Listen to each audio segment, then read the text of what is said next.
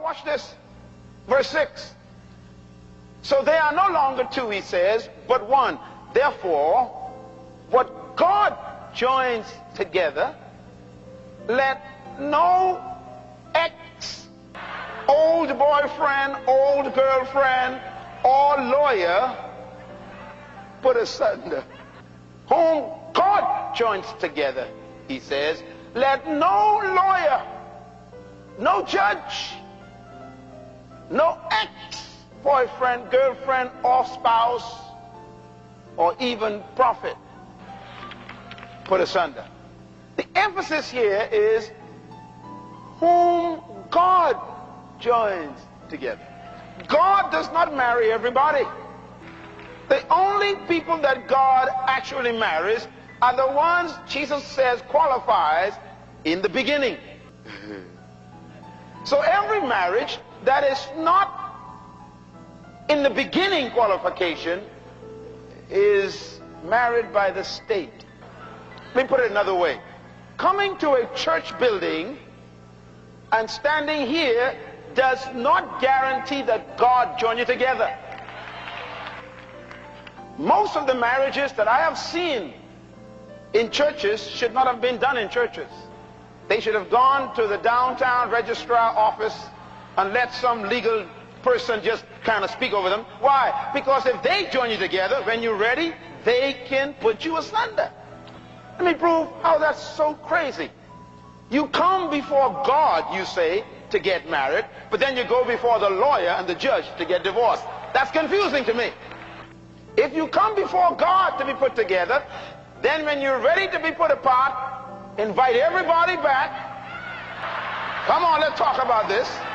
Get the bridesmaid, get the groomsmen, get the music, get all the flowers, and make sure God is present and say, now we want to be put asunder. I dare you. How dare you come before God to be married and go before the judge to be divorced? You hypocrite, you. I have a suggestion. Whenever you are about to print your wedding invitations, put on the bottom, and if we plan to get a divorce, keep this invitation.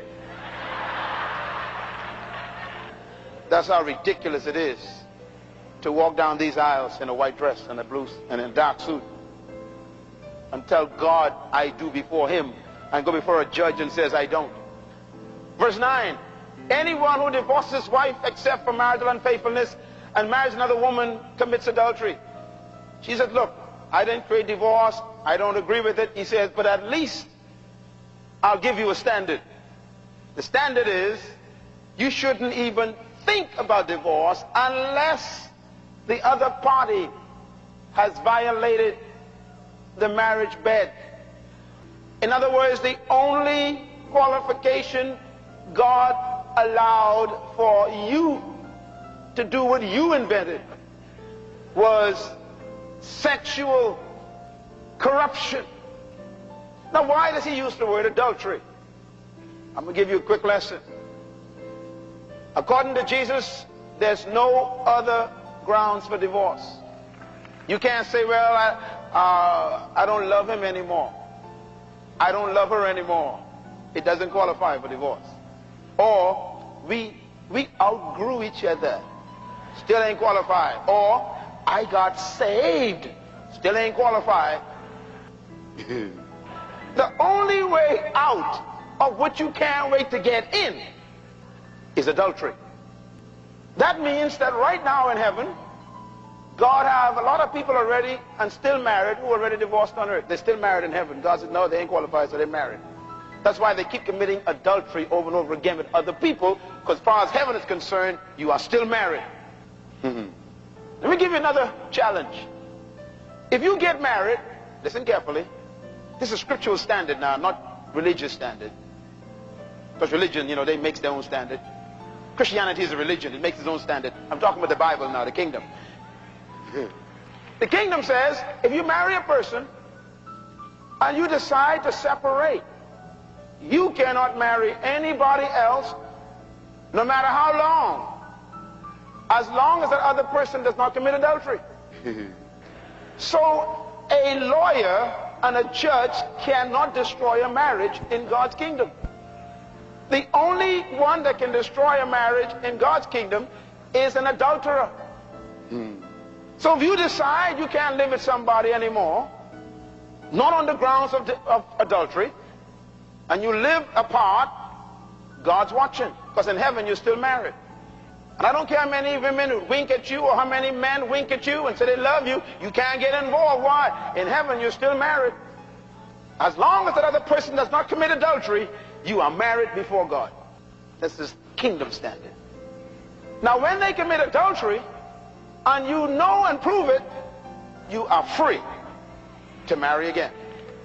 That's the grounds of kingdom. Do you know why? Because whenever you get married and you consummate that marriage with sex, blood is spilled. That's why two men cannot consummate a marriage.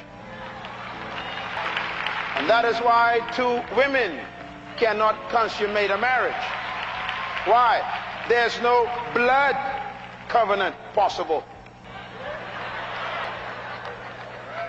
See, marriage is not about rings. You know, in San Francisco, they keep putting rings. It ain't about rings. It's about blood. Oh, you don't understand.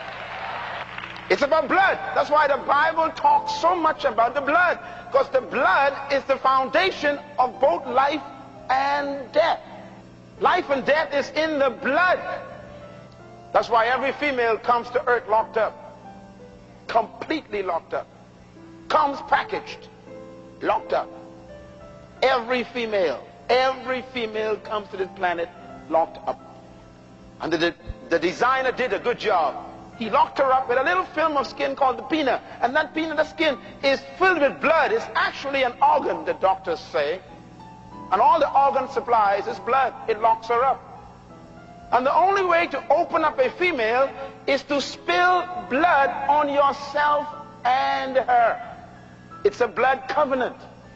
So when a woman is opened by a man for the first time, there's a covenant cut. No matter what you say, God marks in heaven a little note. Covenant.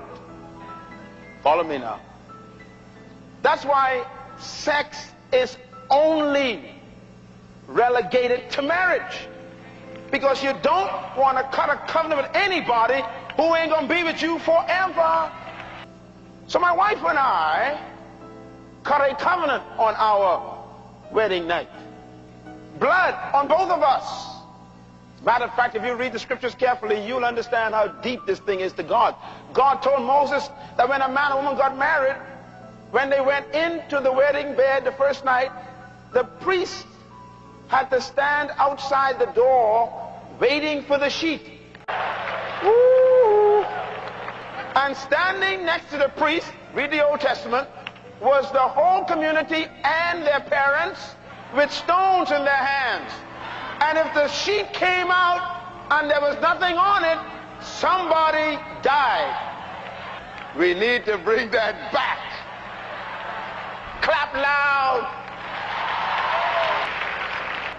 Don't get nervous. I know some of y'all ain't got no sheet at all right now, but I'm going to help you. But that's how serious God takes the covenant. I'm talking to singles. Watch this.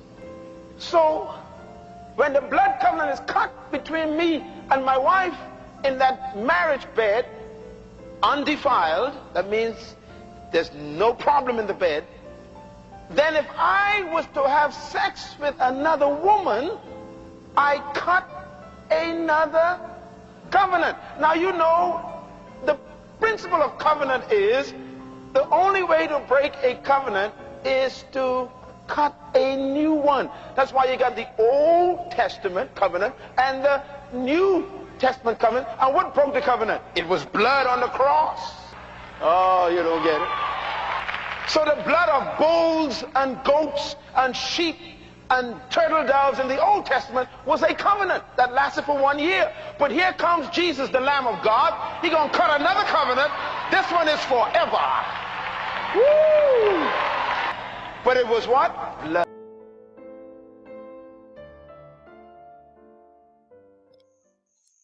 Hi, thank you so much for watching. Please remember you can support our work on our Patreon page and you get access to exclusive content and full videos. And please hit that subscribe button if you haven't done so and click the notification bell to be the first to receive newer content. Please don't forget to like and share this video with your friends to be a blessing to them.